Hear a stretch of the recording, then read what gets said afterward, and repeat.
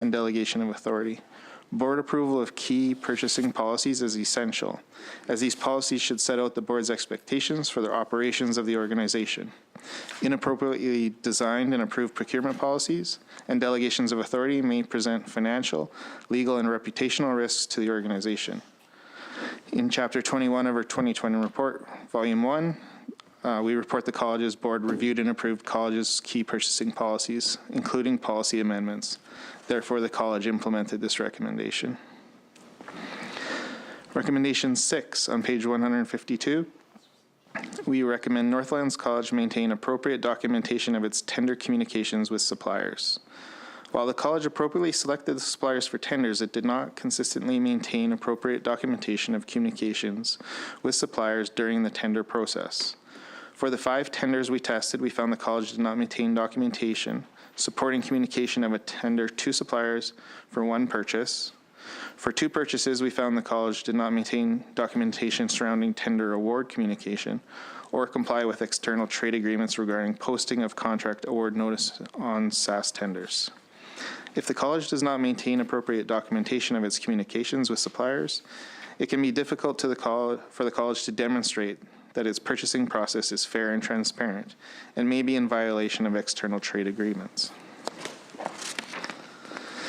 In Chapter 21 of our 2021 report, follow-up, we report that the college maintained appropriate documentation of its tender communications with suppliers through use of a centralized email. For 2 tenders tested, the college maintained appropriate documentation, such as posting of tender, answering queries, posting of contract award notice on SAS tenders. Therefore, we considered the recommendation implemented. Recommendation 7 on page 153, we recommend Northlands College establish a standard minimum amount of time to allow suppliers to respond to tenders. The college had not established a standard minimum time to ensure suppliers have sufficient time to submit responses to tenders. In addition, it did not always keep documentation of the tendering time it provided. Good practice suggests 25 to 35 days is sufficient time to allow suppliers to respond to tenders. In Chapter 21 of our 2021 report, Volume 1, we report the college partially implemented this recommendation. We found that while the college set a minimum amount of time to allow suppliers to respond to tenders, consistent with good practice, but it did not follow its policy. Further, the college's policy does not provide guidance on the documentation and approvals necessary if a shorter time frame than the policy is used. For our follow-up audit, for the 2 tenders we tested, the college had specified a shorter time frame to allow suppliers to respond to the tenders, for example, 11 and 12 days. For 1 tender, we did not find the college had sufficient rationale to support use of a shortened time frame. Not providing suppliers with sufficient time to prepare tender responses increases the likelihood of suppliers choosing not to respond, resulting in the college having fewer options to acquire the goods and services it needs, and that it could lead to increasing costs or in selecting less desirable suppliers. Also, establishing minimum amounts of time helps ensure it treats suppliers fairly and equitably. Recommendation 8 on page 154, we recommend Northlands College assess the robustness of the contract templates it uses for purchasing goods and services. The standard contracts that the college maintained did not include common clauses or provisions to purchasing those types of goods and services. We found the college's standard service agreement for facilities maintenance, such as construction and renovations, did not include clauses related to contractor performance or insurance requirements. The college's standard training service agreements did not contemplate privacy or confidentiality provisions, even though those suppliers train the college's students may have access to student data or records.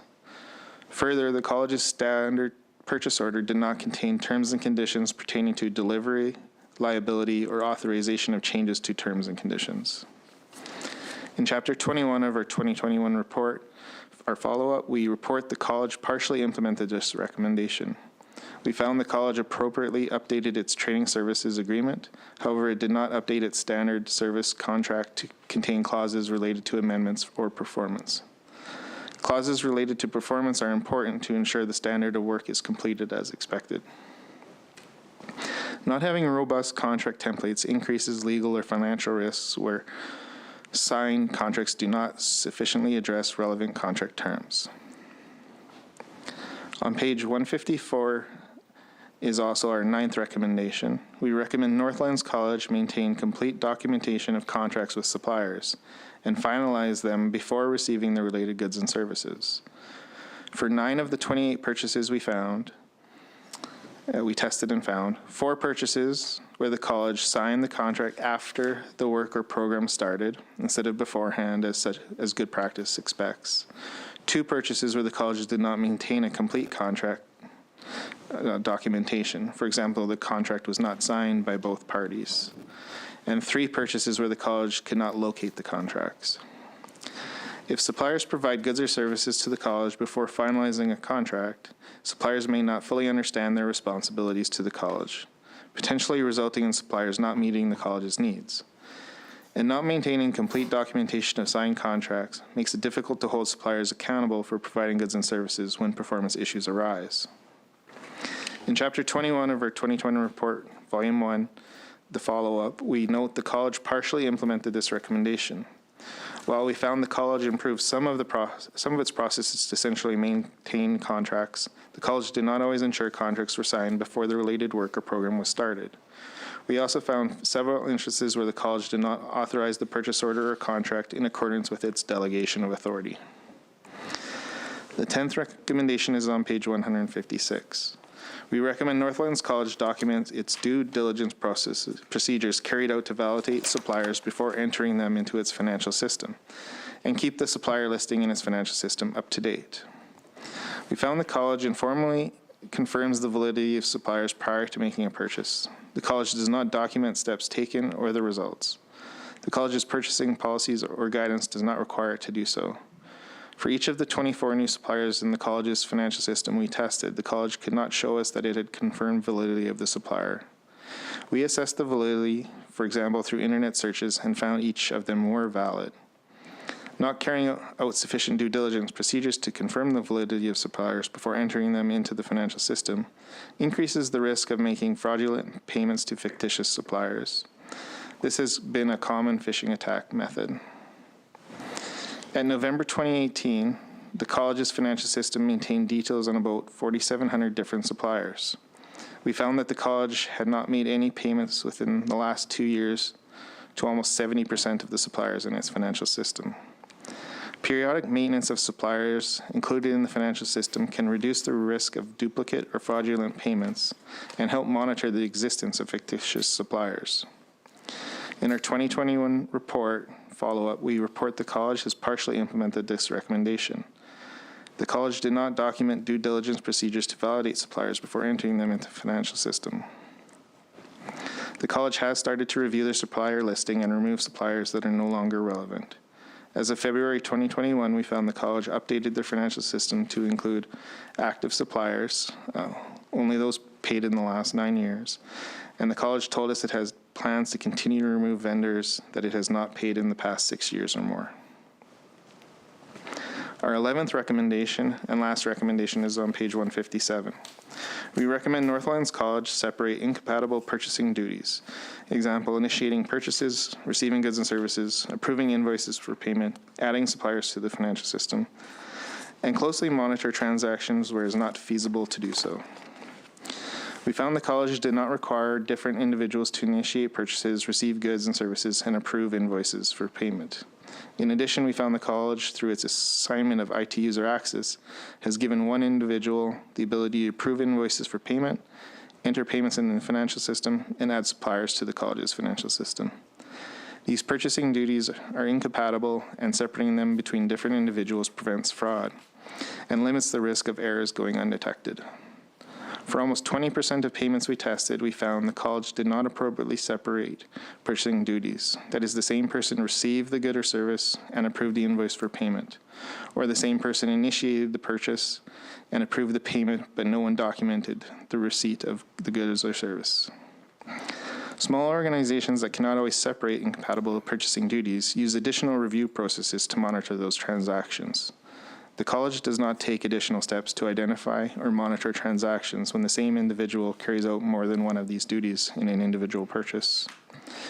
In Chapter 21 of our 2021 report, the follow-up, we report the college has partially implemented this recommendation.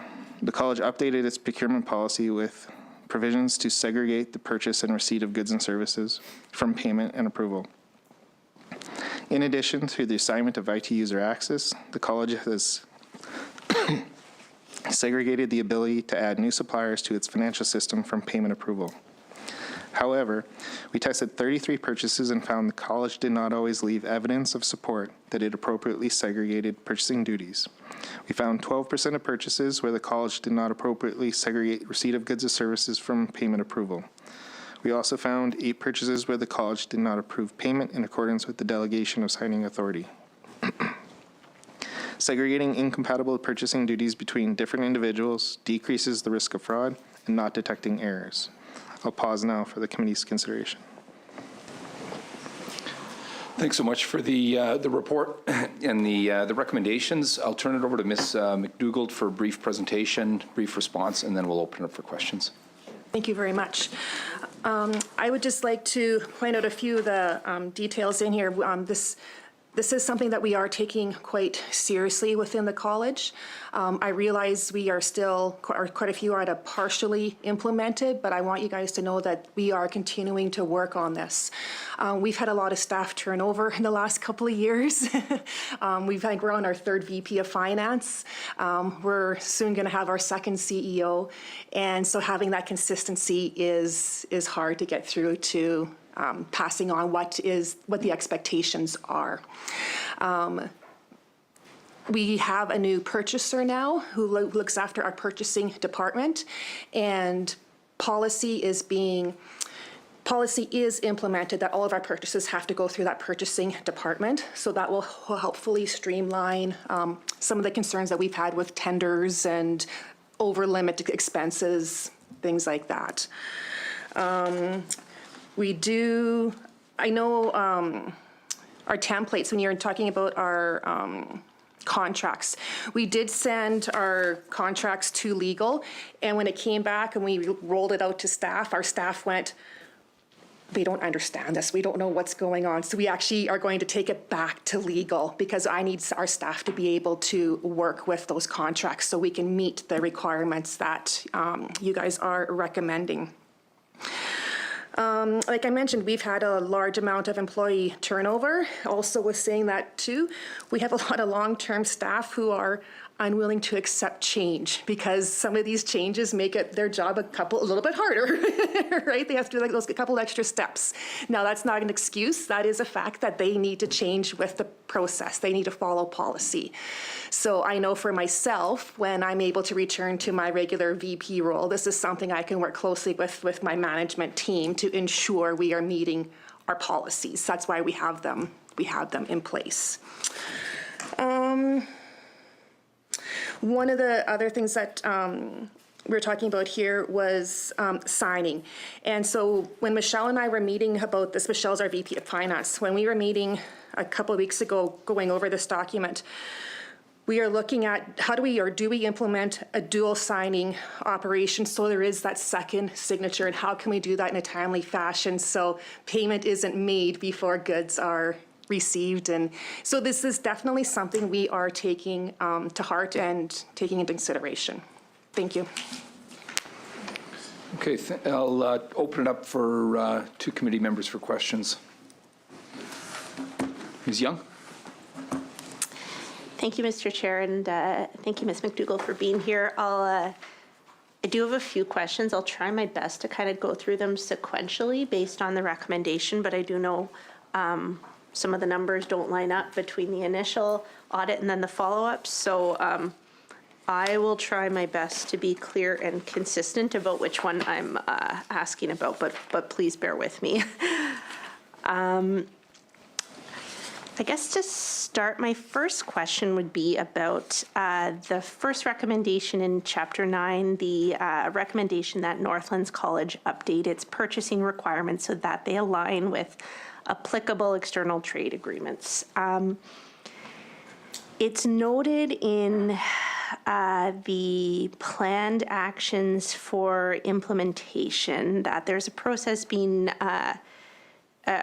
documented requiring staff involved with purchasing to declare real or perceived conflicts. and that, these changes have been communicated, but is, from what I understand, still a bit of a work in progress. Is there a broad conflict of interest policy for all staff and board members, or is it specific to employees involved with purchasing? To the best of my knowledge, there is an expectation for us to declare a conflict of interest. I don't believe we do have a policy, but that is definitely something we can take back and implement so to cover off across the basis. I know it's come up in some of our board meetings before, so I can't say that there for sure is a policy on it. That's okay. Then maybe a follow-up question on this, if appropriate, for the auditors. And understanding, the scope of this is specific to Northlands College, but we've seen at this committee recommendations made specific to external trade agreements and the implications for smaller organizations, and I'm thinking specifically northern organizations. I believe we had Northern Lights School Division with a very similar recommendation just last year. So tell me if this is out of line. I guess I'm curious if this is more of a systemic issue for educational or post-secondary institutions across the province, or if this is more specific to institutions in the north in particular.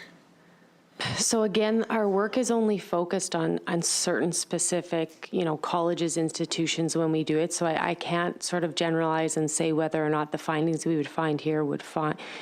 But you are right in that, and sometimes when we've been selecting these audits, we've been very mindful of choosing various organizations that are in the northern part of the province. And you are right in that those findings are sometimes resulting in this preference of sort of that local supplier preferential treatment, which isn't allowed under, and hence we're making those recommendations. But yeah, again, it's an area where we thought it was an area of risk worth looking at, and you are right that there does seem to be some issues that we've identified, but I can't say whether that would be broader than what we have looked at in terms of the scope of the audit. In terms of kind of organizational culture and some of the challenges that you would be having at Northlands, would you say that there is a challenge being in a more remote part of the province in terms of ensuring compatibility with some of those trade agreements? Absolutely, yeah. Thanks. And then with the, just still on the same recommendation around ensuring, staff are documenting purchases properly and declaring conflicts of interest and expectations for contracts. Seeing that the documentation is still being developed, is there any training provided to new staff? Hearing that you've expressed there's a significant amount of turnover. Something, and I know that's a few things that we've noted throughout our plans moving forward too, is that when we have had that staff turnover, to ensure that training takes place and they know of the policies and they know what the expectations are. Thank you.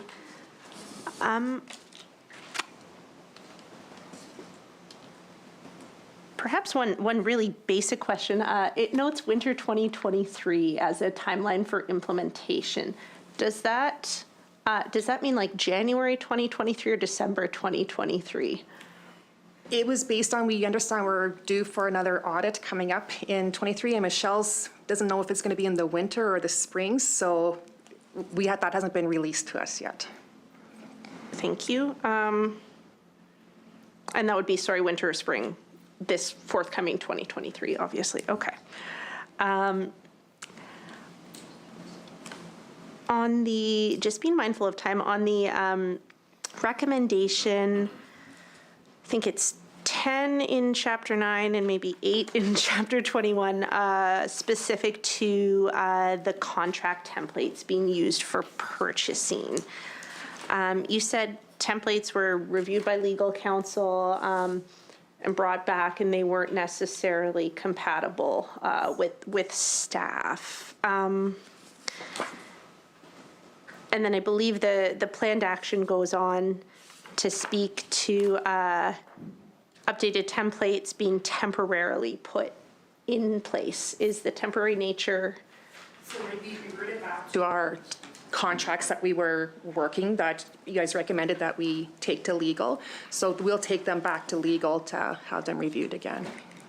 And is this is external legal counsel? Yes. So can you, understanding these are going back to legal, can you clarify on kind of that last bit in the planned actions for implementation where it notes we determined to revert and look for other solutions, not having clear causes for understandability and enforceability. Can you expand maybe a bit on what some of the challenges are there? It was, when we sent the contract to legal, they made recommendations. They were implemented. And we felt there was still some, actually more risk on our end. So that's why we wanted to send it back to legal and revert back to our current contract.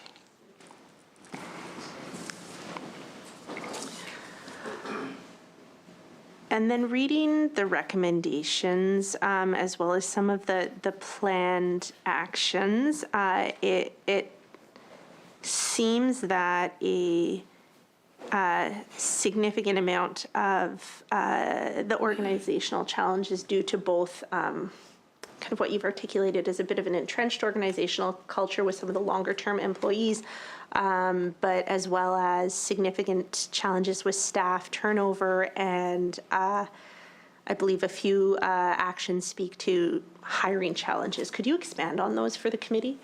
Hiring challenges have been incredible for us. We spent close to a year without a VP of finance because we couldn't recruit anybody. So we had somebody THD'd into that position who then ultimately agreed to move into that position. We hired a recruiting firm to try and recruit some of our upper management positions, and there's some of them are difficult to fill. Yeah, actually, our VP of finance, we hired the recruiting company twice to recruit because they found one candidate and he only lasted a couple of months and then he resigned. So we went back to the recruiting company to help us out again. And actually, we have a recruiting company right now helping us try and recruit for an accounting manager, which was the vacancy that our now VP finance, she was in that role and she's moved into the VP finance role. So there is definite challenges in recruiting. Can you expand on some of the issues with that turnover? Is it simply It's people from outside coming in, or? It's culture, it's financial. The one candidate who came, we put him at the top of the grid, and he's indicated that he took a significant pay cut, and he just couldn't justify the move. Housing, finances, and culture. So hearing this is an ongoing and likely to be a systemic challenge. Forgive me, I don't even know what I'm asking here. I suppose that's more of a statement. I guess I don't believe her. And maybe it's we need to look at better succession planning within the college. So if somebody does leave, we have somebody that can step into that role. But again, we have a potentially new CEO coming in, so we'll see what, because I'm sure that's going to change our structure as well too, or potentially. So one question, I'll kick it back to you, Ms. No, Young. go for it. Just obviously the focus is about ensuring adequate and improved financial controls. During this period of time, there's been lots of work there's been work to address this. Have you experienced losses or experienced fraud during this period of time? We have not experienced any fraud. Any losses have been theft due to external, like not college employees. We have had, and I know Michelle reported it, we had a few college break-ins that involved theft. But like I said, we were confident it was not staff. Perhaps just a question for the auditors on this, and I don't, forgive me if I'm not going to ask this in the right way, but going through some of the recommendations where it notes, certain processes weren't followed, and I'm thinking specifically on page 233 in chapter 21, when it's speaking to the need for a more comprehensive purchasing policy, and it notes the two purchases of $74,000 and $89,000. Is there a threshold of kind of materiality for Northlands that would be that kind of threshold for concern? Understanding you want good process. So really, when we do these audits, sometimes we do envision that from that purchasing side, if obviously from that policy perspective, there's thresholds that the organizations have. We align with those, but otherwise, from the overall sort of sample approach that we take when we do this audits, we may hit some payments worth $5,000, some worth $70,000, some worth $100,000. So we would consider them all significant deviations if the policy required a certain expectation of compliance, and if that compliance did not occur. Deputy Chair Hargrave. Thank you very much. For the auditors, now going back even further than these, I'm relatively new to this board.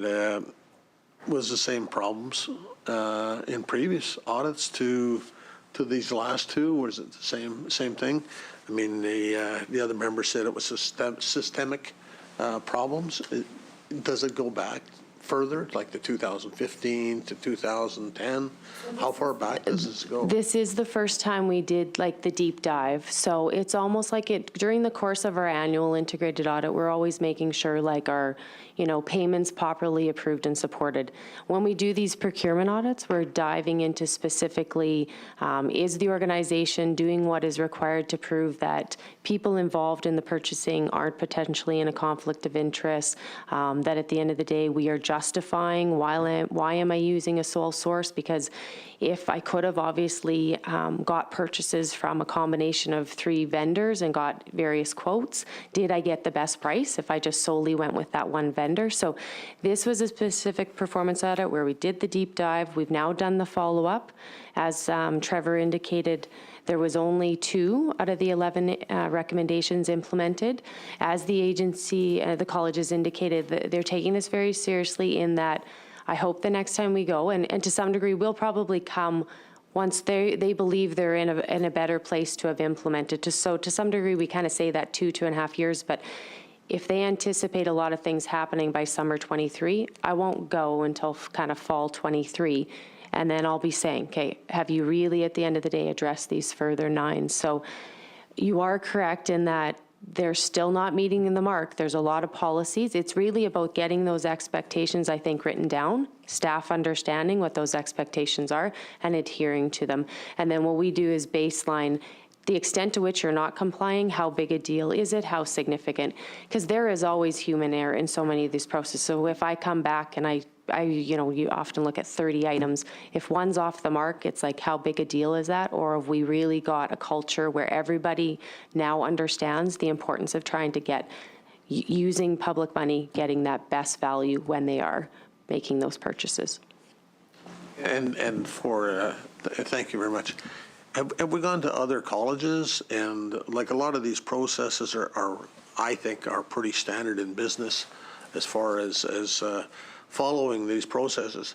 I mean, you mentioned, well, we've gone back to legal, but if we've gone to maybe other colleges that have these processes already well established and just follow and maybe move along with their process to legal rather than trying to reinvent the wheel, it might speed things up. And a lot of it is staffing. Trust me, I think everybody is experiencing staffing issues these days, and it's especially difficult in the north, and I know that. But it's a matter of getting the policies established and the slow implementation, or the implementation. And I know it can take some time, but other colleges have these in place, and it's just an idea that you might want to go to and try to borrow their implementation or their policies that they already have established.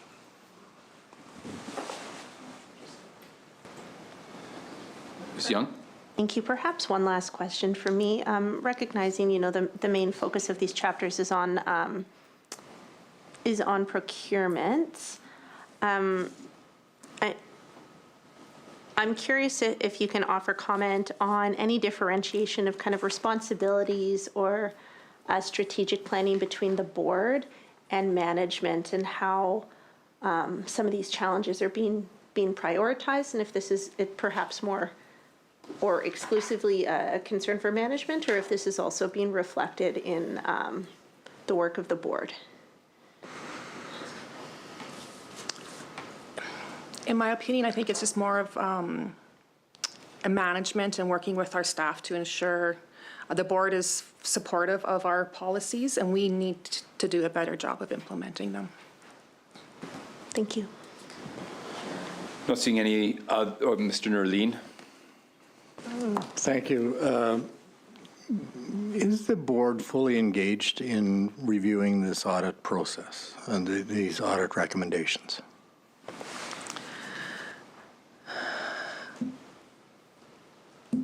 I know the audit reports that could go forward to the board. I'm not in the board meeting when this piece is done as in my previous role. So I'm actually not sure if I can fully answer that question, because I honestly don't know, sir.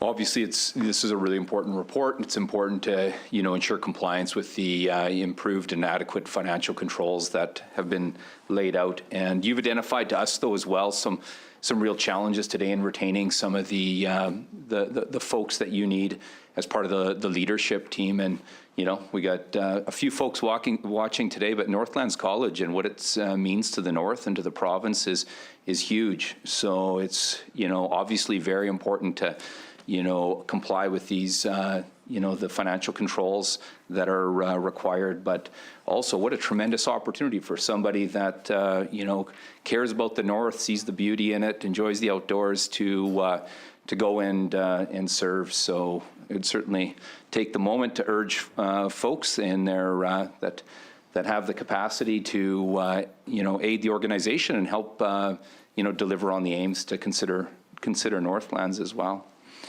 Not seeing any other questions at this point. With respect to Chapter 9, there was the 11 new recommendations. Numbers 1, 2, 3, 4, 7, 8, 9, 10, and 11. I think we could, I'd welcome a motion to concur and note progress. Would someone care to move that? Moved by Deputy Chair Hargrave. All agreed? That's carried. With respect to recommendations 5 and 6, would someone care to move that we concur and note compliance? Mr. Gowdy moves. All agreed? With respect to Chapter 21, would someone care to move that we conclude consideration? Moved by Mr. Nerline. All agreed? Okay, we'll move along to Chapter 10. I think there's one new recommendation in that report. I'll turn it over to our Provincial Auditor's Office. Okay. Chapter 10 of our 2020 report, Volume 2, reports the results of our 2019-20 annual integrated audit of Northlands College. The college had reliable financial statements. It also complied with authorities governing its authorities related to financial reporting and safeguarding public resources, and had effective rules and procedures to safeguard public resources other than in the following area. Northlands College did not remove network access timely for terminated employees. For 2 of 5 terminated employees tested, the college did not remove network access upon termination. These 2 employees accessed the network system after their last day of work. There was no indication that they had accessed any sensitive information or applications.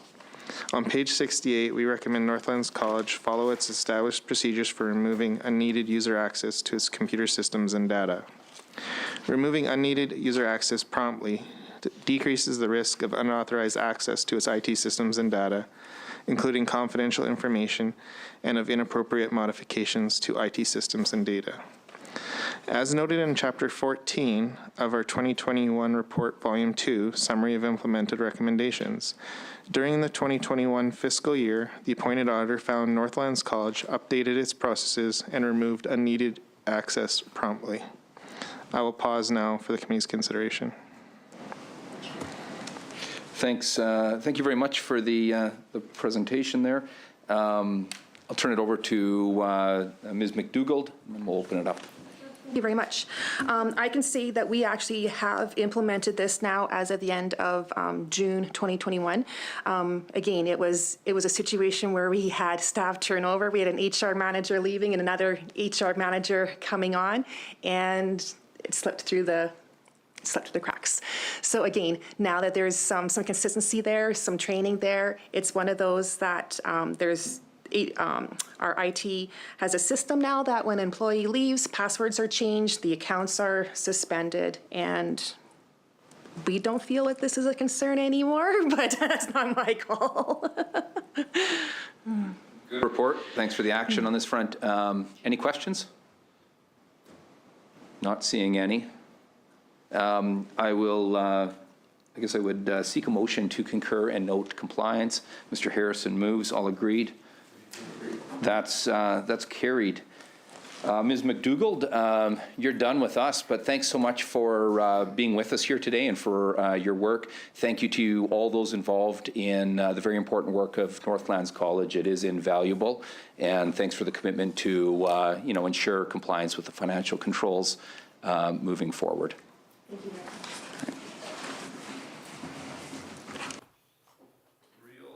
Real brief recess, or what do we need before we? I'm fine to keep going. You're ready to rock? Okay. Okay, we will move. Oh, Kim's tough. Okay. We'll move along here this morning to the summary of implemented recommendations, and I'll turn it over to our provincial auditor.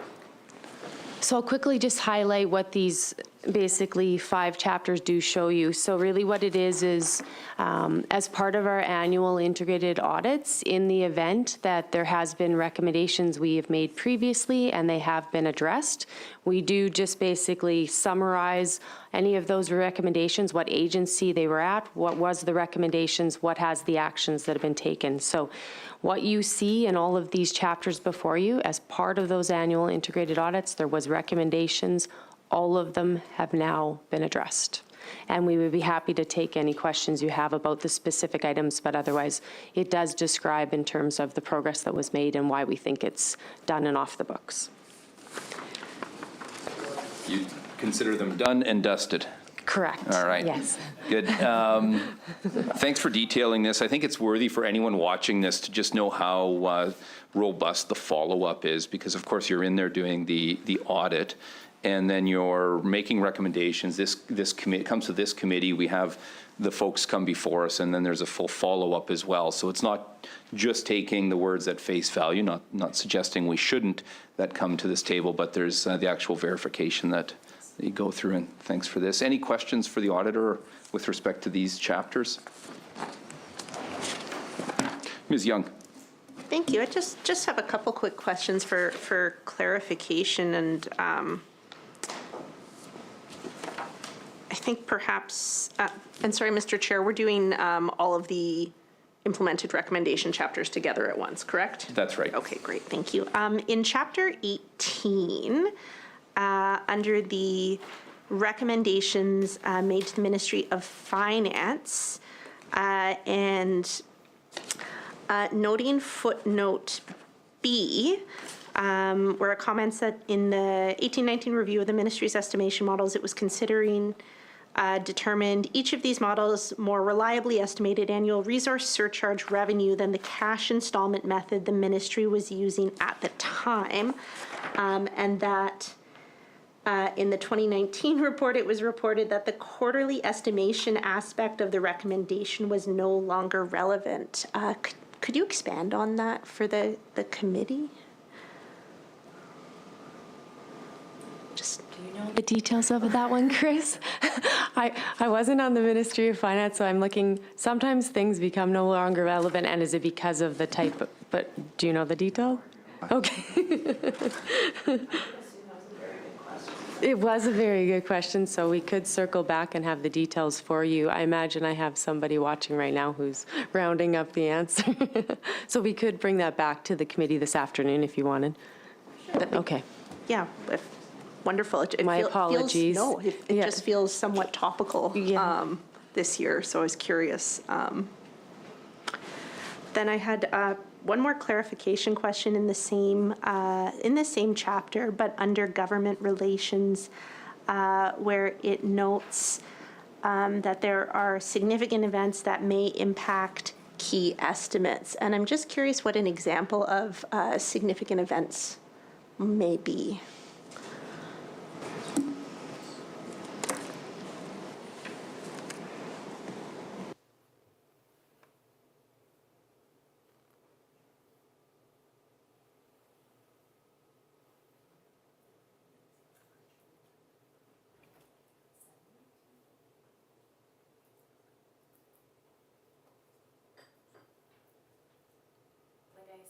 An example would be in the event that we had like a treaty land entitlement settlement would be an example, right? Where thereby it's almost like from that estimate perspective, we have more, like that obviously there could have been an amount that has now been determined and the estimate would change significantly potentially in terms of what has been agreed to.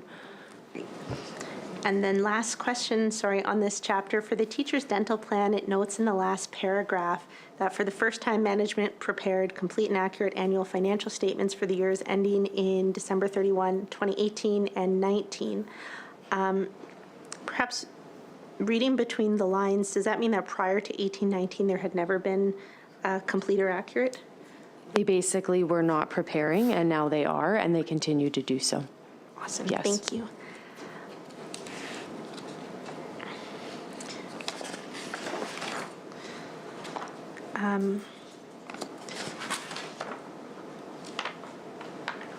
In chapter 14, on page 79, as it relates to corrections, policing, public safety, and I believe this same recommendation is noted for the Ministry of Justice as well, where it notes the ministry is continuing to reduce the number and severity of instances of late user access removal. This is kind of a evergreen recommendation we see before this committee time and time again. Is it, should the committee be paying particular attention to the fact that it notes, severe instances for corrections and policing and justice, or is that just simply the wording of the chapters? Well, I think what it is there's certain ministries too, though, that have a type of labor force, and this would be an example of that type of ministry when you think about corrections too, that potentially people are with them for a short period of time and then they kind of come and go. And so those ministries you do find struggle a little bit more in terms of once people are departing, getting them off in a timely manner. But definitely what we have seen is in the event, they do a good job of making sure these people don't get paid. So it is about payroll notifying almost the IT people, get them off the network and get them off the applications now. And there is a process with ministries, the Public Service Commission, who pays really a fair amount of the employees and processes payroll, that they're doing a better job of collaborating, talking, sharing that information, and then people are being removed from the network when they no longer need it. Thank you. And last question for me on these chapters. We see this again in chapter 2, the same recommendation, and I, even just through the frequency of this recommendation coming before the committee, understand that this is kind of a big systemic challenge for government and public institutions. But as we do see this again and again and again, as I'm sure you see again and again, obviously in your audits, understanding the scope of the work, is this process proceeding properly and as efficiently as it could across government? Or in the opinion of your office, would there be other ways of impacting a system-wide change like this? And again, I would, a couple things I'll sort of say in regards to your question. I would say with basically the extent of cyber attacks now, it's like we just, IT is becoming, and everybody is utilizing IT in terms of almost to help support their operations and from that financial aspect. So we are, I think, as auditors, really paying attention to the compliance with IT controls, which is always looking at that user access, is it being removed. I do think agencies are doing a much better job now of integrating and trying to establish systems that make things very easy in the event from that HR side. Employees are leaving the organization. Those basically notifications happen in a very efficient manner, and then the IT system, network access, and so forth is removed timely. So it has been, you're right, a very ongoing issue, but I do believe when I think about that executive government side, I think they've definitely got a much better process set up, and things will continue to come with a lot of agencies like the SHA that implement AIMS and so forth. So it's almost like they have almost that electronic means where everything's very automated and therefore effective. Thank you.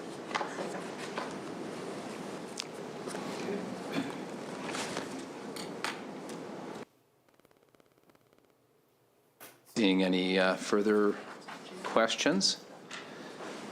I would ask a member to move conclusion. What's the words here? Move to conclude consideration of chapters 2, 18, 3, 14, and 2. Moved by Deputy Chair Hargrave. All agreed? That's carried. Okay, we'll move to focus on this committee, and I'll turn it back over to the auditor for the reports pertaining to the Standing Committee on Public Accounts. So thank you, Mr. Chair, Deputy Chair, and committee members. This morning I'm joined by Kim Lowe. She's an audit principal in our office, and she is also the office's liaison with the clerk of this committee. So Kim's going to provide you with an overview of the two chapters that will basically be presented together. Chapter 47 of our 2020 report, Volume 2, Chapter 40 of our 2021 report, Volume 2, and now I'll turn it over to Kim. Thanks. The chapters before you this morning do not contain any recommendations. Rather, they provide your committee with an overview of its accomplishments and the status of the implementation of the committee's recommendations. In our view, your committee is very important in that it's the audit committee for the Legislative Assembly. Your work contributes to more open, accountable, and transparent government and better management of government operations. In your review of our work, your committee makes recommendations either through the concurrence with those of our office or on its own. Your committee includes its recommendations in its reports to the Assembly. Your committee has asked our office to assess the government's compliance with its recommendations and to report on their status. We make this assessment as part of our examinations. We report the results of these assessments in either specific chapters or, if not discussed elsewhere in the report, in a table in the Public Accounts chapter. Each year in the Public Accounts Committee chapter, we provide you a summary of these assessments. As set out in Chapter 40 of our 2021 report, Volume 2, as of September 2021, the government has implemented 74% of the recommendations included in the committee's reports. As well, by this date, the government has partially implemented another 64% of the remaining recommendations. These percentages do not include recommendations that the committee has considered but not yet reported to the Assembly. At the time of this report, we also noted the committee was falling behind on the review of our reports chapters and had not reviewed 148 chapters. Timely review of chapters and recommendations in our reports demonstrates the committee undertakes appropriate scrutiny and holds agencies accountable. Since the release of this report, PAC has met and considered 105 chapters, not including the chapters reviewed at today's meeting. That concludes my overview, and we'd be happy to answer any questions. Thank you very much for the presentation. Maybe just first off, as Chair, thanks so much for this assessment. And I know last year when it was when those numbers were brought before us, we all want to make sure we're delivering on our duties. And so it was, insightful to see that we had fallen behind on some of those, the consideration. And there was various factors, I think, that contributed to that. The pandemic for the last 2 years made convening meetings more of a challenge, and went through periods of time where that couldn't occur. And then in this last year, we've also gone through the hiring of an auditor, which consumes a fair amount of time and resources. But it's certainly very important, I know, to the members around this table and to the chair to make sure that we're caught back up. And that's been our commitment, and to make sure that there's timely consideration, because we know that, delaying that doesn't bode well for accountability. So I think as a committee, I know chatting with our deputy chair as well, that'll be our goal in laying out a calendar in the year ahead that will have us right up to speed. And I think with today's 29 chapters that we'll be covering, we'll have considered 143 chapters since September of last year. I'll open it up for two committee members. Ms. Young. Thank you. Perhaps I'll begin on the status of previous committee recommendations. And forgive me if I'm not recalling, but I hope this is the first time since I've been on the committee that I've seen a chapter like this come forward. So, which I find incredibly helpful, and I think really speaks to both the importance and the good work of the Office of the Provincial Auditor and the committee. But looking at these previous committee recommendations, and I didn't do a thorough count, but I did note that, there's some, I don't know how you'd refer to it, the earliest or the tardiest recommendation would be from, I think, 2005, maybe from the Water Security Agency, but there are also a handful from 13-14. Is that kind of the ongoing, the lag between the recommendation and implementation? Is there any comment that you could offer to the committee on this? Understanding perhaps, 100% implementation may be a goal but may not be realized. Just the nature of some of these going on for in some cases over a decade. So I guess I'll just say that, at the end of the day, when we are making these recommendations, the key is that they are proving to be beneficial for change. And so we do want, obviously, the committee to agree to them. So you are right in the event that what you're looking at is a matter of these were recommendations for areas of improvement that we made. The committee agreed with them. So we do envision agencies addressing and getting these rectified in a certain amount of a time. That said, there is certain recommendations that we do make, and we sort of classify our recommendations by type 1, type 2, and we do know some of them will take upwards of almost like 5 years. So we classify. So I imagine some of the ones you're looking at, we thought to some degree this might take an agency 5 to 6 years. If it has been around since 2005, 2011, if we're going on 10 or 15 years, that is a bit longer than I would anticipate. So we continue to always, though, then bring forward our follow-up processes to this committee so that you have the ability to obviously engage with the agencies and figure out some of the challenges, difficulties they are having in terms of really, I guess, getting those addressed as we would hope that they would, and we continue to always keep going back to audit to sort of make sure everything still seems relevant and applicable, and to figure out where they're at and report accordingly to you, the committee. Thank you. Is there a maximum number of follow-ups that an agency? There is a time frame when we finally just go, you're right, it's almost like, is this no longer relevant? But it's a matter of we try to go for that 2.5, 3 years, but there has probably been ones that we've done, you're right, around the 4th follow-up, and then by then we maybe have been up to 5. But if I'm getting to that point, you're right, it's a matter of, is this still worth the dollars and so forth, right? Or do I just take a new run at it almost? Like, do I need to redo the audit to maybe like strike up the interest, the importance, and bring it back to you? Thank you. And then on the overall implementation rate of committee recommendations, is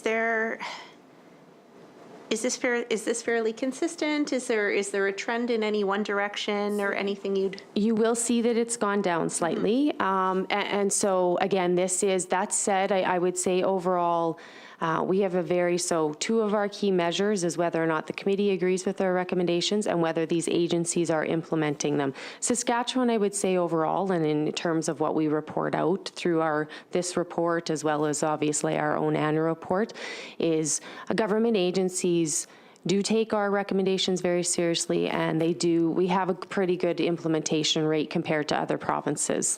So being at 70% is high. Now it has declined, and I would say that COVID has impacted that. So when you do look at some of these agencies and the outstanding recommendations, you will notice some of them being in the health sector and so forth. So I do think that the pandemic has created a situation for some of these agencies where they've had to focus and prioritize, obviously, on certain processes and operations. And so we've been cognizant in terms of when should I follow up, because I know that they probably won't have things fixed.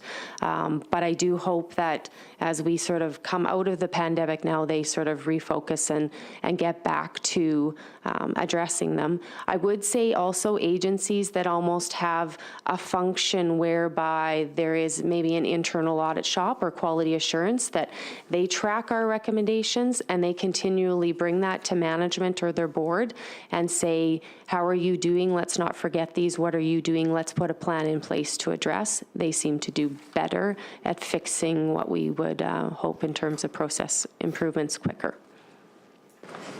Thank you. And then last question for me, kind of segueing off your mention of the pandemic and the impact, obviously, that it's had on some government agencies and ministries and their ability to do business as usual, essentially. Are there any other trends or challenges amongst ministries or government agencies or successes that your office would want to draw the committee's attention to?